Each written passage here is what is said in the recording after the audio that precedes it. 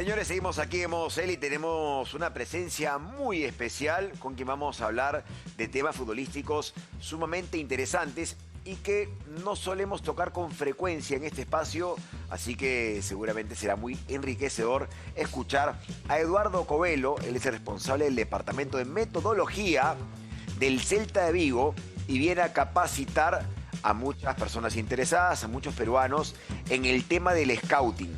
¿Qué es el scouting? La manera en la cual personas con buen ojo, con conocimientos, con experiencia, con estudios, analizan la captación de futbolistas en distintos lugares del mundo. Eduardo, ¿cómo estás? ¿Cómo te va? Hola, ¿qué tal? Muchas gracias, muy buenas. ¿Está bien la explicación del scouting? ¿Qué más podrías agregar con respecto a eso? Sí, realmente eso, el scouting es el seguimiento, en este caso de talento en fútbol. Y bueno, pues venimos aquí a una capacitación al Congreso Internacional de Scout que organiza Scouting Perú. Y nada, pues encantado de estos días por poder estar y departiendo con técnicos de aquí, de este país, para intentar aportarles mi granito de arena. ¿Cómo es el tema del scouting? Por ejemplo, debe haber varias etapas, ¿no? Cuando van a ver a niños, por ejemplo, en formación, en etapa de formación, y luego también qué analizan para ver a un adulto o a un jugador ya profesional, maduro. ¿Qué diferencias hay? A ver, lo ideal es que haya una programación en los clubes. O sea, lo ideal es que el club de fútbol lo tenga programado, lo tenga planificado, haya una estructura en donde haya un profesional o alguien formado para poder llevar a cabo esa labor. Y dentro de eso, pues obviamente los indicadores que buscas, las características que buscas en unos o en otros son distintas. En un principio, en un niño lo que buscas es ese talento más natural, es identificar el talento. Luego ya, cuando llega a una edad ya más adulta, pues ya ese seguimiento te va a dar lugar a pensar si ese chico va a poder rendir o no va a poder rendir en el alto nivel. Pero en un principio lo que buscas es ese talento, esas cualidades que están por encima de la media, que son distintas. Para eso hay que tener, como decías tú, un ojo entrenado y hay que estar formado en el fútbol. No solo es ver por ver, hay que saber mirar. Alguna vez un scout me comentaba y me decía, algo muy importante para observar es la capacidad de reaccionar y de rebelarse ante la adversidad. Eso es. ¿Es uno de los factores que se toma muy en cuenta? Sí, sin duda. O sea, muchas veces cuando hablamos de detección de talento creemos que solo es las habilidades técnicas, lo que haga el chico con el balón y las fintas y los regates y todo ese tipo de cosas. Pero hay mucho más allá y mucho de ello es lo que comentas tú. Pues el que, por ejemplo, un jugador driblador que se haya enfrentado 2 veces al mismo lateral y no haya sido capaz de driblarlo, pues cómo se enfrenta esa tercera vez, cómo entiende el juego, cómo aprovecha los espacios. Hay muchas otras cosas que son importantes y no solo eso, que a lo mejor a veces nos centramos solo con las habilidades con el balón y todo ese tipo de cosas. Hay otras muchas cosas. Mucho de ello de lo que dices tú es el tema psicológico, el superar las adversidades, el saber gestionar el error. Todo eso es muy importante también, hay que saber leerlo. ¿Pesa más eso, lo psicológico y el talento frente a la técnica? No es que pese más, es necesario también. Obviamente hablamos de fútbol y hablamos de unas habilidades técnicas que son muy complejas, de dominar un balón. Si eso no lo tienes, por desgracia, por mucho que tengas lo otro. Pero está claro que hay mucha gente que tiene esas habilidades técnicas y los que son buenos o los que puedes determinar como que tienen más potencial son aquellos que saben manejar lo psicológico también. Es un diferencial. En lo particular, ¿qué aspecto técnico a ti te llama mucho la atención o te detienes mucho a observar ese aspecto técnico? Hoy en día, por lo menos en España, en Europa, donde vengo más acostumbrado a ver fútbol, cada vez hay menos retadores, dribladores. Hacemos un fútbol muy académico quizá, en donde no queremos perder la posesión del balón, en donde no le damos total libertad a los chicos para atreverse a ese 1 contra 1. Entonces, sin duda, eso vale mucho dinero, eso es muy llamativo. Yo principalmente, otra de las cosas también en las que me fijo mucho es la orientación corporal, el cómo el chico o el profesional cada vez que recibe un balón está bien orientado para ir hacia adelante. Siempre la intención del fútbol es ir hacia adelante. Vemos muchas veces esos jugadores que su primer control siempre es un control de seguridad hacia atrás, pues muchas veces marca la diferencia esos jugadores que están bien orientados para que en cuanto reciben el balón su primer control ya es para superar líneas, para ir hacia adelante. Esas son cosas que denotan que el chico está manejando bien el espacio, que sabe dónde se está moviendo, y eso es algo que es muy, muy interesante. ¿Y has observado el fútbol peruano, por ejemplo? ¿Hay algún jugador que, no sé, que tengas como referente de buen fútbol? Lógicamente, futbolistas que han pasado por el Celta como Jayo, como Chemo el Solar, pues lógicamente yo en esas edades yo aún era muy joven como para analizarlo como los puedo analizar ahora. Sin meterme en muchos fregados. Molestar a ellos, o sea, no les gusta, que ellos se sienten muy jóvenes todavía. Ya, lo son, seguro. Pero yo era un niño. El Mundial Sub-20 he visto últimamente, la selección pues en la Copa América, en las semifinales, está haciendo las cosas muy bien. Pero a lo mejor si digo nombres actuales puede sonar así un poco, entonces prefiero pues irme a los Juan Vargas, Paulo Guerrero, está en Brasil creo ahora, Farfán, este tipo de jugadores, pues Juan Vargas como estuvo también en el Betis, pues ese tipo de jugadores siempre tenía una especial atención sobre ellos. ¿Por qué España logró ubicarse en un lugar muy especial? Yo creo que de siempre España, probablemente como aquí, es un país que vive por y para el fútbol. O sea, los niños desde pequeños, pues eso, viven por y para el fútbol. Entonces de siempre ha habido mucho talento, de siempre ha habido muy buenos futbolistas y muy buenos equipos. Lo que pasa que nos faltaba ese salto de calidad que se ha dado en los últimos años. Yo creo que viene sobre todo desde el punto de vista metodológico. Ahí tiro un poco para mi casa, ¿no? Como responsable de metodología.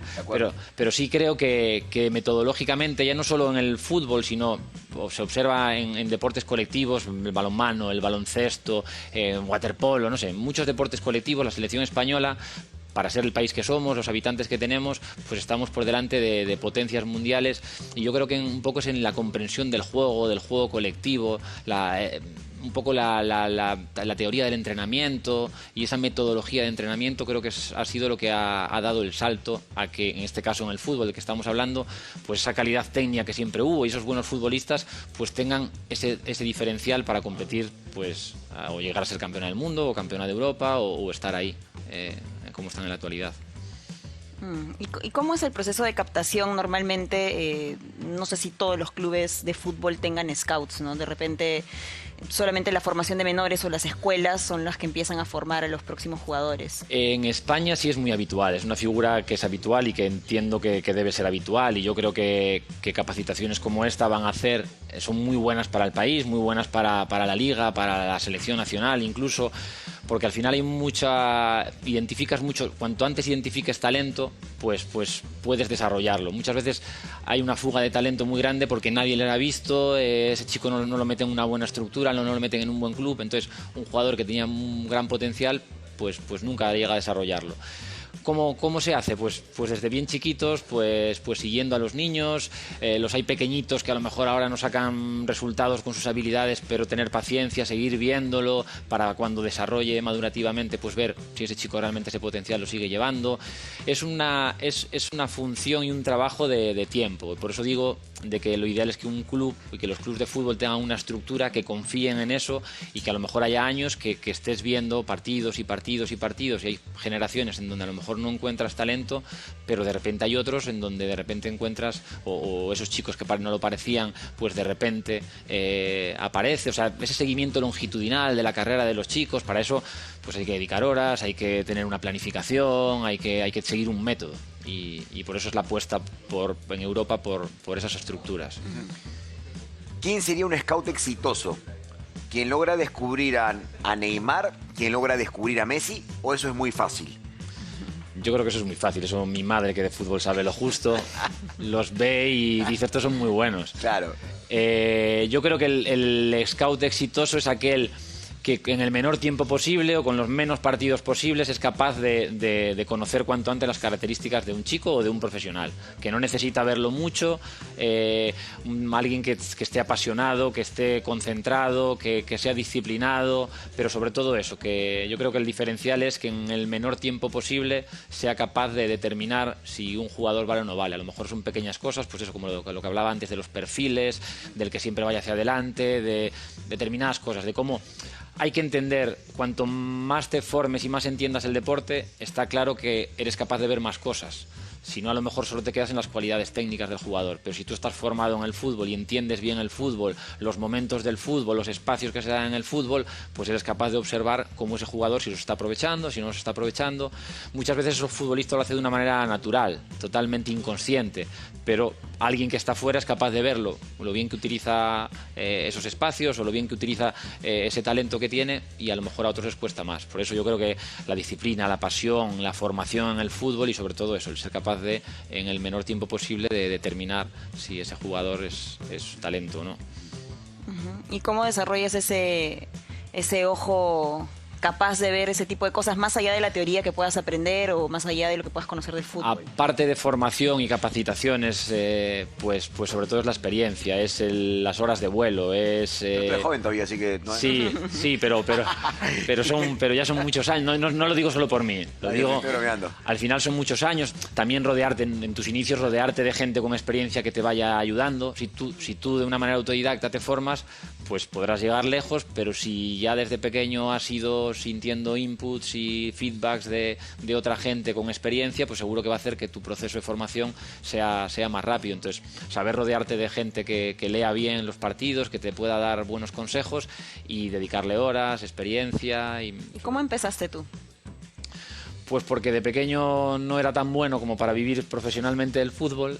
Llegó un momento que dejé de jugar al fútbol con 18 años para estudiar, para irme a la universidad. Tuve que cambiar de ciudad, entonces dejé de jugar al fútbol, y en la universidad lo que me seguía apasionando era el fútbol, y entonces pues empiezas a formarte en todo eso, en la metodología, en la teoría del entrenamiento, empiezas a analizar y a estudiar ciertas cosas que antes jugabas de una manera natural, como un niño al fútbol, y ahora empezabas a ver, en la universidad me enseñaron a empezar a ver el fútbol desde otro punto de vista, y como lo que me gustaba era el fútbol y quería vivir del fútbol, pues creí que ese podía ser un buen campo en el que desarrollarme, especializarme y vivir de esto. Tú eres de Galicia, naciste en Galicia. Te voy a hacer una pregunta que espero te caiga bien. A ver, hay muchos chistes, ¿no es cierto?, con respecto a... ¿Cómo los chistes de gallegos, cómo se toman en Galicia? ¿Se toman bien, con buen humor? ¿Se toman mal? ¿Se pican bien? No, bien.